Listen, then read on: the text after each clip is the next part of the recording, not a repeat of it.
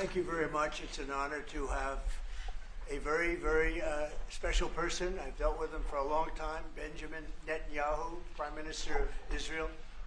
And we had lunch together, we had meetings together, staff, and I think we've come up to some pretty good solutions and conclusions. And we'll be working a little bit after this, and then I assume you're going back home. Yes, sir. This is a quick stop, in and out. But we appreciate you being here, and we are a friend of Israel, as you know. I would say that I'm by far the best president that Israel has ever even thought of seeing. And it's an honor to be so, and to be so thought of. Many friends in Israel, they are not in an easy area. It doesn't go easy, but we are helping them. And likewise, they've been helping us very much. And so we'll see how it all works out. But we had great discussions today, I think, on the obvious subject of Iran and also the less obvious subject with respect to Israel, and that's trade. And I think the Prime Minister is going to tell you a little bit about trade and what they're doing for the United States. So I want to thank you all for being here. Thank you very much. And Thank you. Benjamin, thank you very much. Thank you, Thank Mr. you, President. Thank you, Don. Thank you. Mr. President, I want to first thank you for inviting me again to the White House. You've been a remarkable friend of the State of Israel. You stand by us. You're standing with us. You are a great, great champion of our alliance. And you actually do the things that you say you do. And I think that people respect that enormously. I certainly do, and the people of Israel do, and I think the Jewish people do as well. We just saw your representative in the Department of Justice fighting anti-Semitism, standing up for Israel in international forums. I just want you to know from the heart, it's deeply, deeply appreciated. As you said, we had the opportunity to talk today about many subjects. First, if I can mention tariffs, it's a subject of some interest today. I can tell you that I said to the President a very simple thing. We will eliminate the trade deficit with the United States. We intend to do it very quickly. We think it's the right thing to do. And we're going to also eliminate trade barriers, a variety of trade barriers that have been put up unnecessarily. And I think Israel can serve as a model for many countries who ought to do the same. I recognize the position of the United States. It says, you know, we're allowing other countries to put tariffs on us, but we don't put tariffs on them. And, you know, I'm a free trade champion, and free trade has to be fair trade. And I think that's basically the position that you have put forward, Mr. President. We are going to eliminate the tariffs, and rapidly. I had the opportunity to speak to Secretary Lutnick yesterday. We talked about how we could effect this quickly, and I hope to bring a solution very quickly. We're not talking about intentions. We're not talking about just words. We're talking about results. And those results are going to come in. So that's the first. Thank you very much. It's very nice. Thank you. Thank you. Mr. President, what about the hostages here? Well, What about the Let him hostages? I finish. didn't finish. Okay. Even begin. We spoke about not only the hostages, but about Gaza. The hostages obviously is a human story of just unbearable agony. I speak to the families. I spoke to them yesterday. Spoke to another one when I was in Hungary before I came here. I speak to them every day. They're in agony. The hostages are in agony, and we want to get them all out.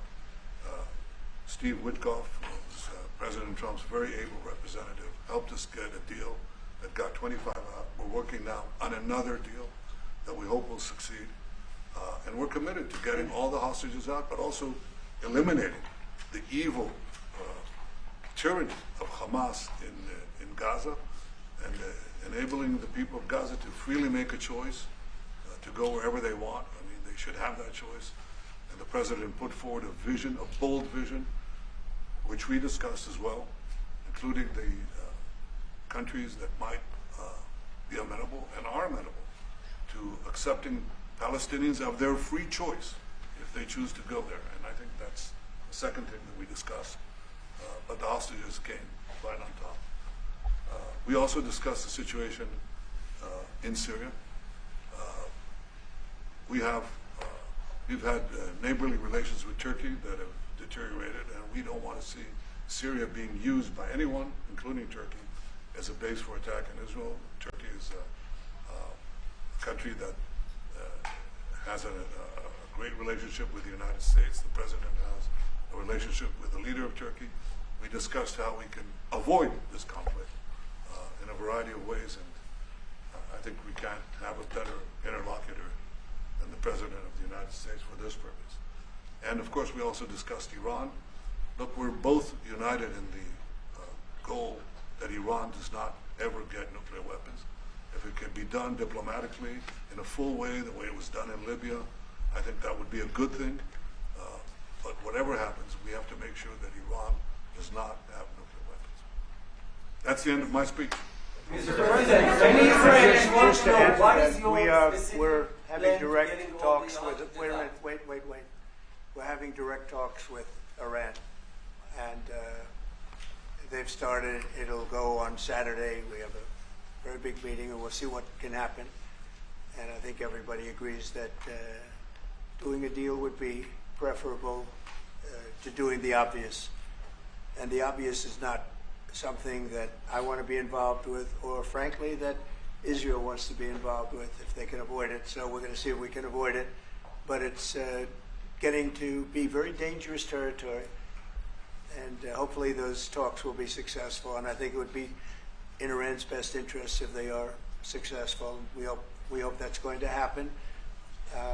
And we had just a lot of good talks on a lot of things. I appreciate very much what you said about the tariffs. We've been ripped off and taken advantage of by many countries over the years, and can't do it anymore. Just can't do it anymore. We can't be the stupid people anymore. And it's all because of the people that sat in the seat right here. Not your seat, but this seat.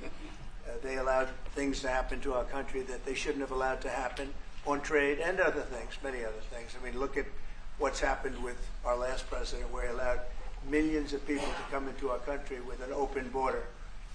Who would want an open border? How stupid is that? But he allowed millions and millions of people, and of the millions, and I think it was 21 million people, but let's say 3 of them were serious criminals, serious murderers and drug dealers and gang members and people from jails. All the jails emptied out right into our country, right along the open border on Mexico, generally the Mexico. But they came in from Canada too, by the way, a lot. But generally speaking, on the southern border. And what a shame it is that we are now working very hard to get them out, get the criminals out, get the murderers out, the drug dealers, the mentally insane, get them out. They dropped the mentally insane in our country too. And this was all done by the Biden administration. It's a disgrace that we have to work so hard. And then we have judges that try and protect these people, but they didn't protect us when the people were being let in.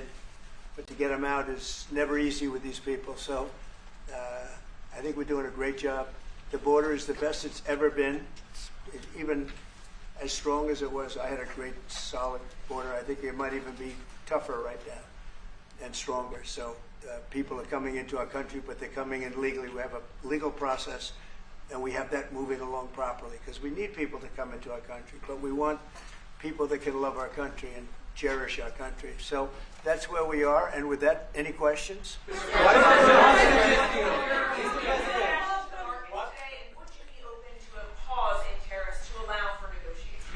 Well, we're not looking at that. We have many, many countries that are coming to negotiate deals with us, and they're going to be fair deals. And in certain cases, they're going to be paying substantial tariffs. There'll be fair deals. As you know, I spoke this morning with the Prime Minister of Japan, and we had a very good conversation. They're coming. And I said, one thing, you're going to have to open up your country, because we sold no cars, like 0 cars in Japan, and they sold millions of cars into our country. They don't really take our agriculture, a little bit of it just to keep us slightly happy, but they don't take what they're supposed to be taking. So we have a great relationship with Japan. We're going to keep it that way, but they're coming in to meet, and other countries are coming in. With China, as you know, against my statement, they put a 34% tariff on above what their ridiculous tariffs were already. And I said, if that tariff isn't removed by tomorrow at 12 o'clock, we're putting a 50% tariff on above the tariffs that we put on. So they've gone for years. They've become a rich country because of people, again, that were in the White House that allowed this to happen.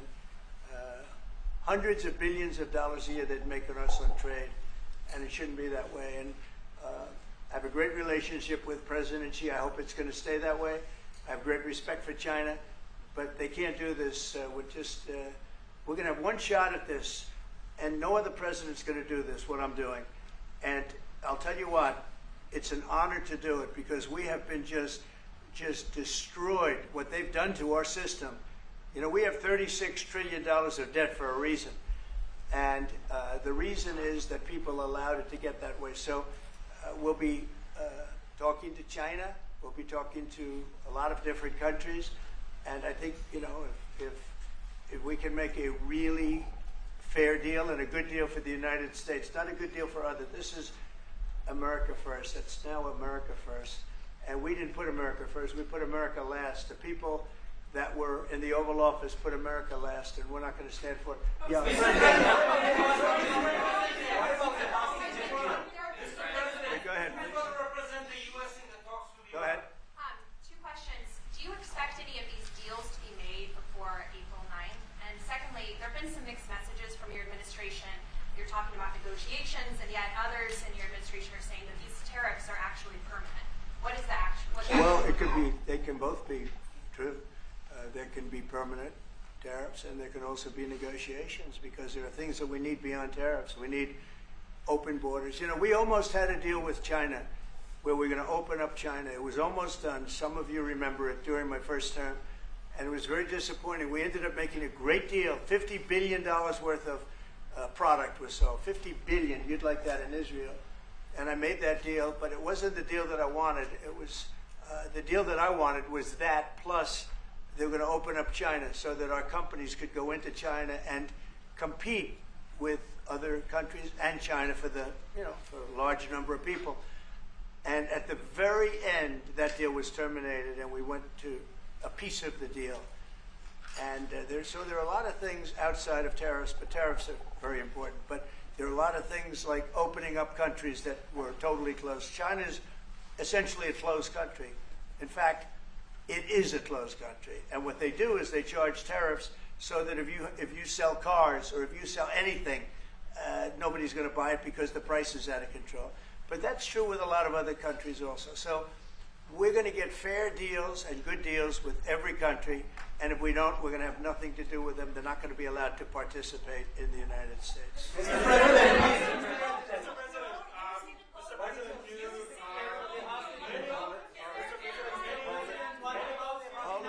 Hold it. Just relax. We have time. This gentleman is all day long. Mr. President, many of thank you for Go ahead.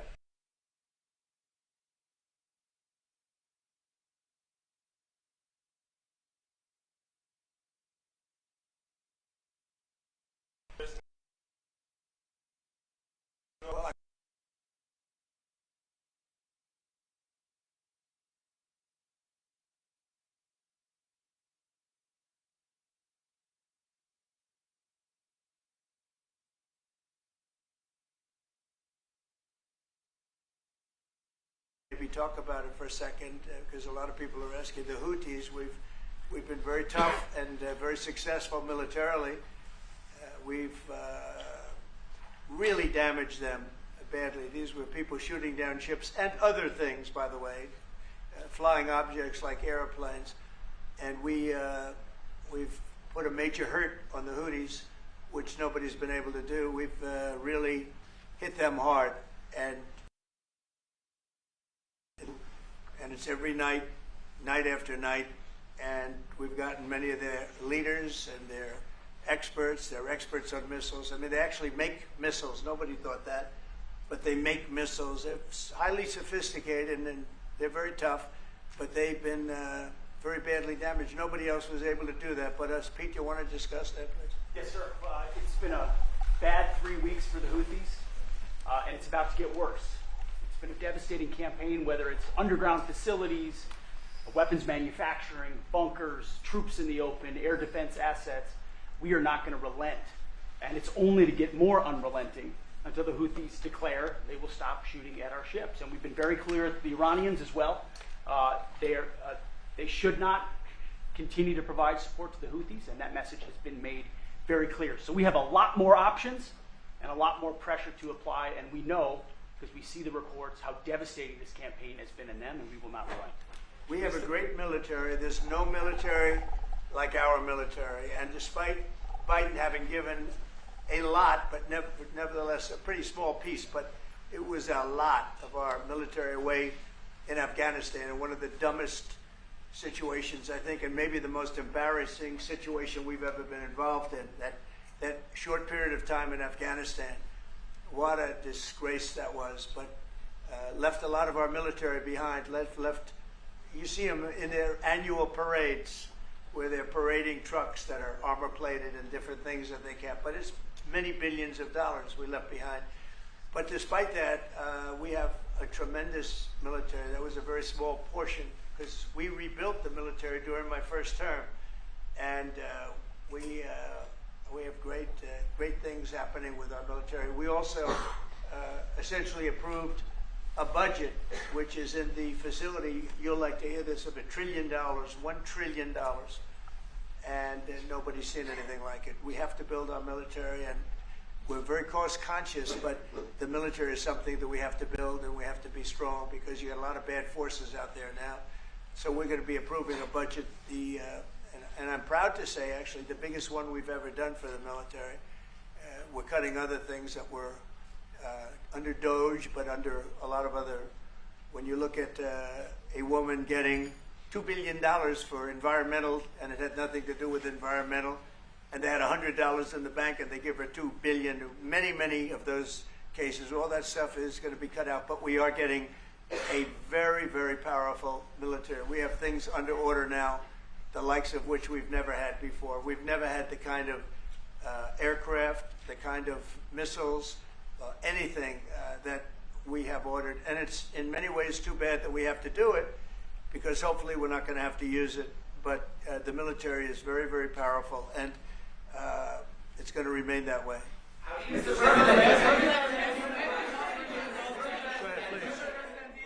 Yes, Queen? Thank you, Mr. President. I want to ask you about Iran because this is the first time we hear that the U.S. is having a direct contact with the Iranians. Is it possible to give us some more information at what level is the U.S. is High level, involved? very high level, yeah.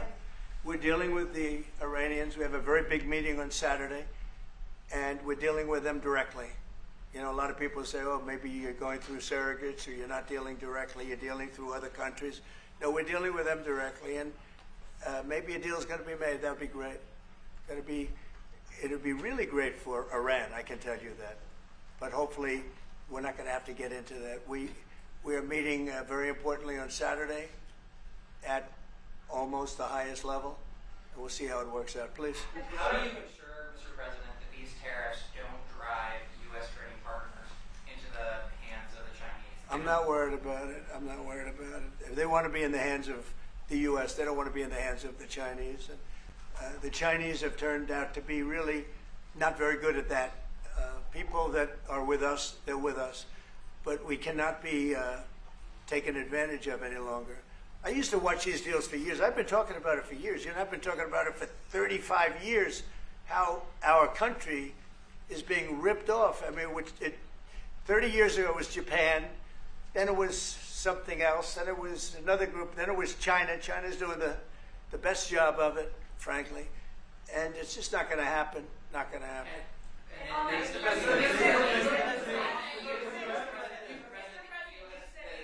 EU has said that they have offered 0 for 0 tariffs on cars and industrial goods. Is that not enough? Well, the EU, no, it's not. The EU has been very tough over the years.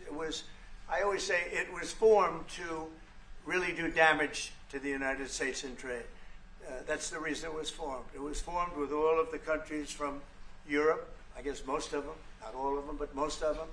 And they formed together to create a little bit of a monopoly situation, to create a unified force against the United States for trade. So they have NATO, which is largely the same countries, and they took advantage of us dollar-wise and militarily until I got there. You know, I was able to get $600 billion from NATO, where they paid NATO because most of these nations weren't even paying. We were paying for NATO, so we're paying them to guard them militarily, and they're screwing us on trade. So that's not a good combination. So now it's really turned around. It's the opposite, and the European Union's been very bad to us. They don't take our cars, like Japan in that sense. They don't take our agricultural product. They don't take anything practically. And yet they send millions of cars in a year, Mercedes-Benz, Volkswagen, BMWs. They're sending millions and millions of cars into the U.S., but we don't have a car that's been sold to the European Union or other places, but let's go for the European Union. And it's not going to be that way. It's got to be fair, reciprocal. It's got to be fair. It's not fair. We have a deficit with the European Union of $350 billion, and it's going to disappear fast. And one of the reasons and one of the ways that that can disappear easily and quickly is they're going to have to buy our energy from us because they need it. They're going to have to buy it from us. They can buy it. We can knock off $350 billion in 1 week. They have to buy and commit to buy a like amount of energy, and we have that. You know, we have more energy than any country in the world. I don't know if you know that. He knows everything, but the one thing he may not know, we have more energy than any country in the world. We have more of every kind of energy, every form of energy, from oil and gas to coal. And people talk about, I call it beautiful, clean coal. As you know, Germany is opening up a coal plant a week. They tried the windmills and it didn't work. They tried all the other solutions and they were ready to go out of business. Now they're doing a coal plant a week. China is now up to 2 coal plants. They're opening 2 major coal plants every single week in China, all over China. And then we're not allowed to use coal. Well, we have clean, beautiful coal more than anybody else. We have oil and gas more than anybody else. We have the most energy of any country in the world, including Saudi Arabia, including everybody, by a lot. And I took it to number 1. We were number 3, and I took it to number 1 during my administration. And the reason that we were hurt so badly and the reason that we went into such incredible inflation during Biden is energy. It was also their bad spending, but energy, because they played around with this incredible thing that we had built, this administration had built, and the energy costs went through the roof. And when that went up, everything else followed. Now, if you look at what's happening, you're going to see this today. I said we're going to try and get groceries down, right? An old-fashioned term, but a beautiful term. Eggs. So when I got in, the press went absolutely crazy the first week. They said, eggs have quadrupled in price. I said, I just got here. Tell me about it. And Brooke Rollins and our team did a great job, and eggs are down now 79%, and they're all over the place. And this was a problem that somebody else would have taken a long time to cure. We have energy is down. We have interest rates are down. We have groceries, meaning food is down. We have everything is down at levels that nobody ever thought possible. Energy looks like it's going to be in the $2.50 a gallon range and maybe below that for a car, so for gasoline. So we're really doing amazing. I mean, we're cutting prices because prices got so high, people couldn't live. I mean, the prices for groceries, the prices for standard groceries, standard things were going through the roof. They couldn't live, and now those prices are coming down. So call them groceries, but that's down, energy's down, and interest rates are down. Everything's down. And the interest rates, the beauty there is when we refinance debt, you know, debt's become such a big factor in this country. We're going to start paying debt off with tariffs and other things. But it's such a big factor because the interest rate's so high. Well, now that's coming way down. So our budget's going to look a lot better because interest costs are way down. And I guess I've done that. Okay. Many Israelis are watching you now on live show. Good. What is your specific I hope they like way of getting the hostages out from the horrific captivity? Yeah, we are trying very hard to get the hostages out. We're looking at another ceasefire. We'll see what happens. But we want to get the hostages out.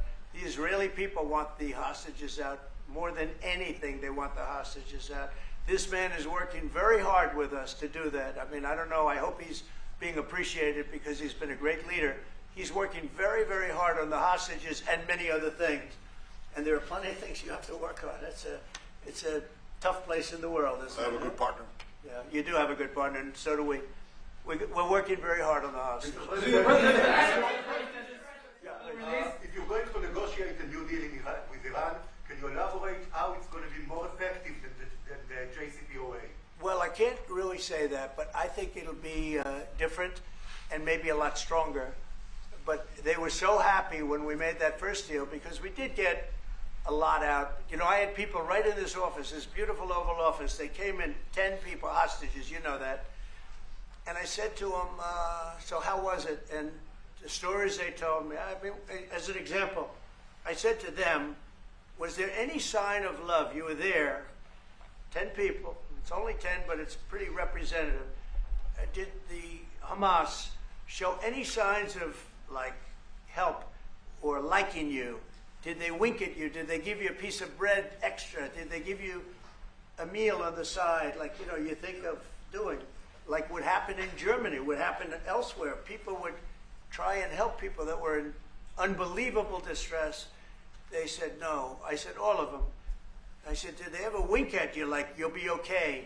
You're going to be okay? No, they didn't do that. They'd slap us. The hatred is unbelievable. And the lives, you know, they lived in a pipe, not really a tunnel, it was a pipe. And they always thought they were suffocating. They were going to suffocate. And then they'd open up the pipe, and it was like 3.5 feet high. This isn't, you know, we hear tunnels bad, but pipes are worse. And the stories I heard were incredible. But I just said, was there any sign of potential love or affection? And there were none whatsoever. It was amazing to me. There was nothing like, here, take this, it's a little extra meal or something. They lived like hell. I don't know. They seemed to be, they were amazing to me because they seemed to be pretty normal. They weren't scarred, but I guarantee underneath they have to be scarred. And one was there for 356 days. Another was there for about 180 days, you know, a long time. These are people that have been really, really horribly treated. I've never seen anything like it, actually. I was very surprised to hear the answer. Thank you, Mr. President. Are there 2 or 3 countries that are on your list that you feel are farther along in getting their tariffs lowered? I think there are many that want to get rid of tariffs right now. European Union, I mean, as badly as they've treated us, they've brought their car tariffs essentially off. I guess they brought it down to 2.5, and I hear maybe to nothing. But it's not only tariffs, it's non-monetary tariffs. It's tariffs where they put things on that make it impossible for you to sell a car. It's not a money thing. They make it so difficult, the standards and the tests. They drop a bowling ball on the top of your car from 20 feet up in the air, and if there's a little dent, they say, no, I'm sorry, your car doesn't qualify. When the same car from Germany or anything would dent likewise. Unless you can have an army tank, it's going to dent. So they come up with rules and regulations that are just designed for one reason, that you can't sell your product in those countries. And we're not going to let that happen. Those are called non-monetary barriers. They make barriers that are so tough that it's impossible to qualify. So tariffs are a big part of it, but there's another big part of it, and that's barriers. They also do something else. They manipulate their currency, and they drive it down. They want to have low currencies. You know, it sounds better to have a high currency, a strong dollar or whatever, but they bring their currency down, and when it competes with our currency, it's very hard to sell a tractor. It's very hard to sell product because their currency is low and ours is much higher relatively. And so it makes it very hard. I speak to a lot of companies that do business, tractor companies, and they say it's so hard to sell because what they've done is they've lowered the yen or they've lowered the yuan or they've lowered their currency so that it's very hard to compete. We don't want that either. So we have a lot of things that we're talking about, but we're going to fix it properly, and it's going to be fair to everybody. And in the end, I think we're going to have a world that does a lot better, you know, but they have to respect the United States. And nobody but me would do this. Nobody but me would do this. You know, it would be nice to serve, a nice, easy term, But we have an opportunity to change the fabric of our country. We have an opportunity to reset the table on trade. We lose billions of dollars. We lose close to $2 trillion a year on trade. We lose $1 trillion a year to China.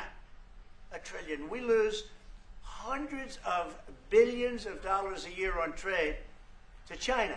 We lose hundreds of billions of dollars overall, probably close to $2 trillion. Why would we do that? Number one, why would we do that? And then you have to say, is it sustainable? Then you hear about all of the people that say, well, deficits. If we have a deficit with the country, or if the country has a big surplus with us, like China has a massive surplus, that they take and they spend on their military. Well, we don't want that. I don't want them to take $500, $600 billion a year and spend it on their military. I don't want them spending money on their military. And I shouldn't have to spend money. We shouldn't have to spend it either. Because, you know, hopefully, and I said this to President Xi, hopefully it's money that we're never going to use. In other words, because we're not going to use those incredible weapons that we have and that they have. We don't want that. So it's going to be very interesting. It's the only chance our country will have to reset the table. Because no other president would be willing to do what I'm doing or to even go through it. Now, I don't mind going through it because I see a beautiful picture at the end. But we are making tremendous progress with a lot of countries, and the countries that really took advantage of us are now saying, please negotiate. You know why? Because they're getting beaten badly because of what's happening. They're getting beaten badly. They're being devalued as countries. But it's the only chance we're going to have to reset the table on trade. And when we do, we're going to come out unbelievably well. We're going to have a strong country economically again. And we're going to have those factories that are empty all over the United States. We've lost 90,000 plants and factories. Think of this, 90,000, you wouldn't think it's possible. 90,000 plants and factories since NAFTA, which was, by the way, the worst trade deal ever developed, ever had by any country anywhere, NAFTA. And I terminated NAFTA. Everybody said it would be impossible. And I terminated it through Congress. We terminated it. You had to get it through Congress. It was a trap. It was a horrible thing. And we got it done. The problem is they cheat. They cheat like crazy. Canada cheats. Mexico cheats. Just one of those things. But we are resetting a table, and we're going to have great trade, and we're going to have a very strong country. Our country is going to be at a level that has maybe never been, or maybe, you know, our country was the strongest, believe it or not, from 1870 to 1913. You know why? It was all tariff-based. We had no income tax. Then in 1913, some genius came up with the idea of let's charge the people of our country, not foreign countries that are ripping off our country. And the country was never that kind of wealth. We had so much wealth, we didn't know what to do with our money. We had meetings, we had committees, and these committees worked tirelessly to study one subject. We have so much money. What are we going to do with it? Who are we going to give it to? And I hope we're going to be in that position again. Mr. President, do you plan to reduce the tariffs that your government put on Israeli goods, 70%? On where? On Israeli goods, the 70%. Do you plan Well, to we're reduce talking about a whole new trade. Maybe not. Maybe not. Don't forget, we help Israel a lot. You know, we give Israel $4 billion a year. That's a lot. Congratulations, by the way. That's pretty good. But we give Israel billions of dollars a year. Billions. It's one of the highest of, and we give a lot of countries money. You wouldn't believe if I said we give Afghanistan a lot of money. Do you? Because that was a Biden deal, another Biden deal. Not only did he embarrass us with that, but they give them billions of dollars, Afghanistan, right? So, but no, we take good care of our friends, and we don't take care of our enemies. We're not taking care of our enemies anymore, but we do take care of our friends. The IDF is fighting again in the Gaza Strip. I myself might be called up in a month. Do you think that's the way to pressure Hamas to get to a deal? And do you think blocking humanitarian aid is also an effective pressure? Well, you know how I feel about the Gaza Strip. I think it's an incredible piece of important real estate. And I think it's something that we would be involved in, but, having a peace force like the United States there, controlling and owning the Gaza Strip would be a good thing. Because right now, all it is for years and years, all I hear about is killing and Hamas and problems. And if you take the people, the Palestinians, and move them around to different countries, and you have plenty of countries that will do that, and you really have a freedom zone. You call it the freedom zone, a free zone, a zone where people aren't going to be killed every day. That's a hell of a place. It's you know what I call it, a great location that nobody wants to live in, because they really don't. And when they have good living, real living, where Hamas and all of the problems they have, the level of death on the Gaza Strip is just incredible. And I've said it. I don't understand why Israel ever gave it up. Israel owned it. It wasn't this man, so I can say it. He wouldn't have given it up. I know him very well. There's no way. They took oceanfront property and they gave it to people for peace. How did that work out? Not good. Is the immigration, sorry, Mr. President, is the immigration Which immigration? from Gaza? From Gaza. Yeah, free of- All it is a concept that I had that I think is good, and now people are copying it. Maybe do you want to tell? People are talking about the Trump plan. Gee, why don't we do that? Would you like to answer that question? I think what the president talked about is, first of all, to give people a choice. Gazans were closed in. And any other place, including in arenas of battle, I mean, whether it's Ukraine or Syria or any other place, people could leave. Gaza was the only place where they locked them in. We didn't lock them in. They're locked in. And what is wrong with giving people a choice? Now, we've been talking, including over lunch, about some countries, I won't go into them right now, that are saying, if Gazans want to leave, we want to take them in. And I think this is the right thing to do. If you give, it's going to take years to rebuild Gaza. In the meantime, people can have an option. The president has a vision. Countries are responding to that vision. We're working on it. I hope we'll have good news for you. I will say, people really do love that vision. It's a long-term vision, but so importantly is to have that be a safe field, because you're right smack in the middle of the Middle East. You're right along Israel. It should have never, ever been given away. It shouldn't have been given away by Israel. I don't know why they did it. I mean, I do know why, because they were promised peace, but that didn't work out too well, because it's one of the most dangerous pieces of land anywhere in the world. Gaza is one of the most dangerous places in the world. So they gave it away for a good intention, and it didn't work out that way. And a lot of people like my concept, but there are other concepts that I like too, and there are some concepts I don't like. You know what I don't like? The way it is now, because right now it's a dangerous death trap, Gaza. Yeah. Thank you, sir. Can you talk a little bit about your potential meeting with Vladimir Putin? Do you still plan to meet with him? Could that happen in Saudi Arabia? And maybe you could elaborate as well a little bit on not providing tariffs on Russia, sir. So the reason we're not talking about tariffs with Russia is because we're not doing business essentially with Russia, because they're in a war, and I'm not happy about what's going on with the bombing, because they're bombing like crazy right now. They're bombing. I don't know what's happening there. That's not a good situation. So we're meeting with Russia. We're meeting with Ukraine, and we're getting sort of close, but I'm not happy with all the bombing that's going on in the last week or so. Horrible. It's a horrible thing. It's a horrible thing. Can countries negotiate to get below 10%? In terms of tariffs? Yes. Look, we've been ripped off and taken advantage of for 40, 50, 60 years. And the reason we got ripped off and the way they did it was tariffs. They would charge tariffs, massive numbers of dollars.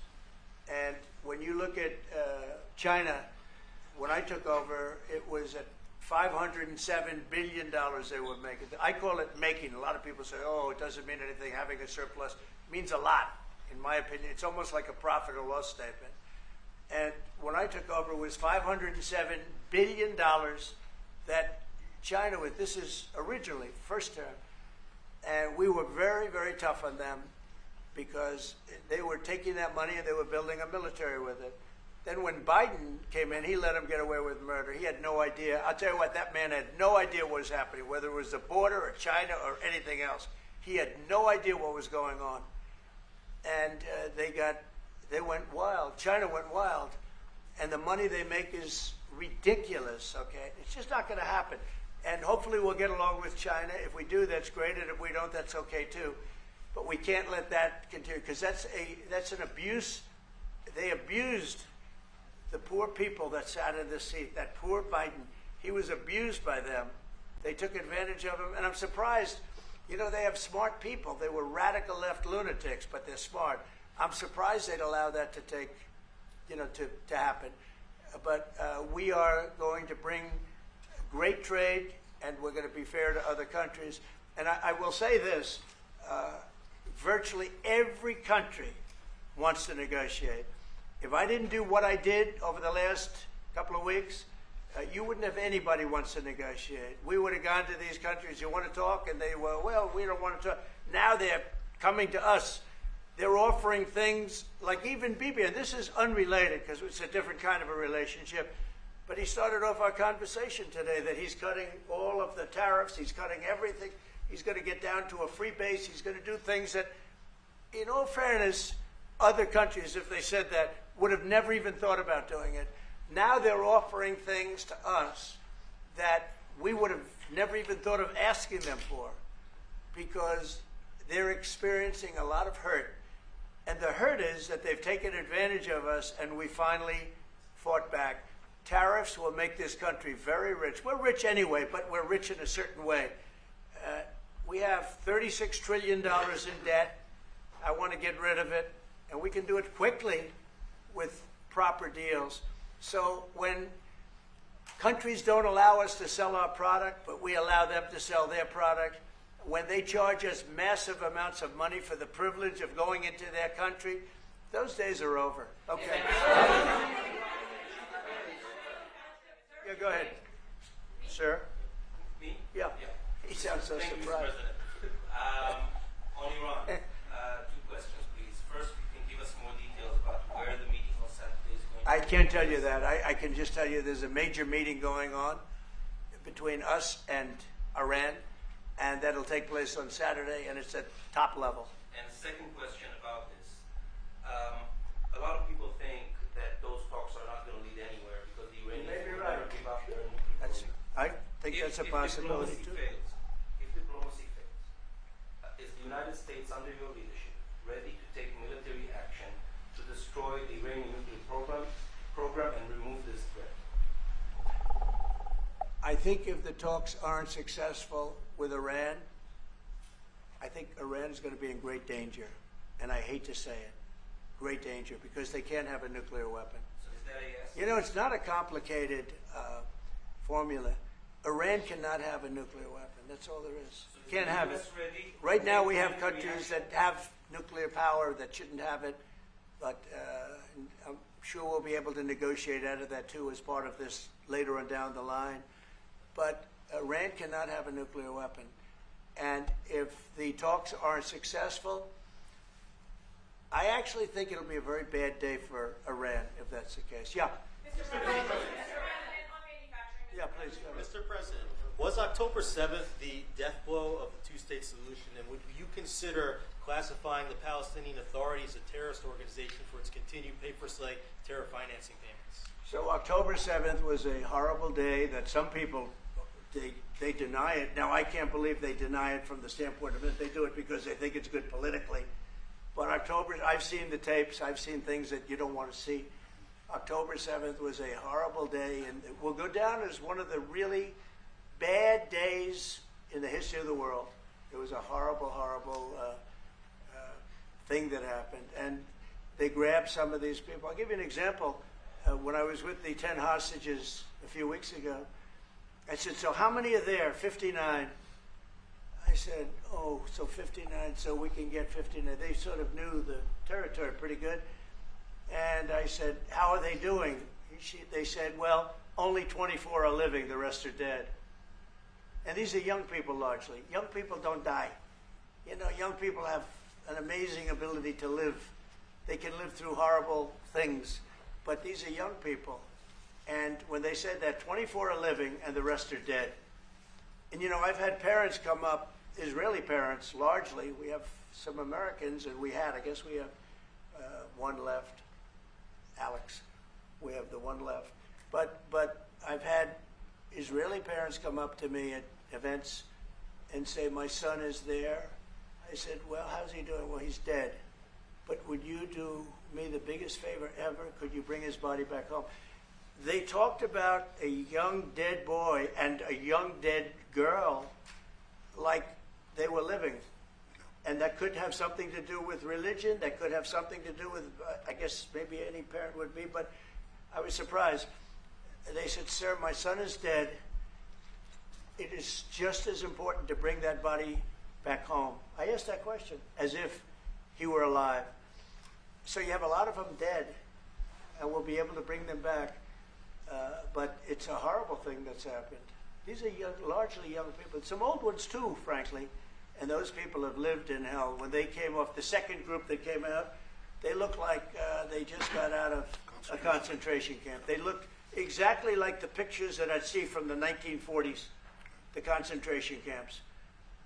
And then they got a little bit better, you know. But that second group, those people came out, and I said, this is unbelievable. We're going back into a chapter in history that is one of the worst ever. It's really very bad. Okay?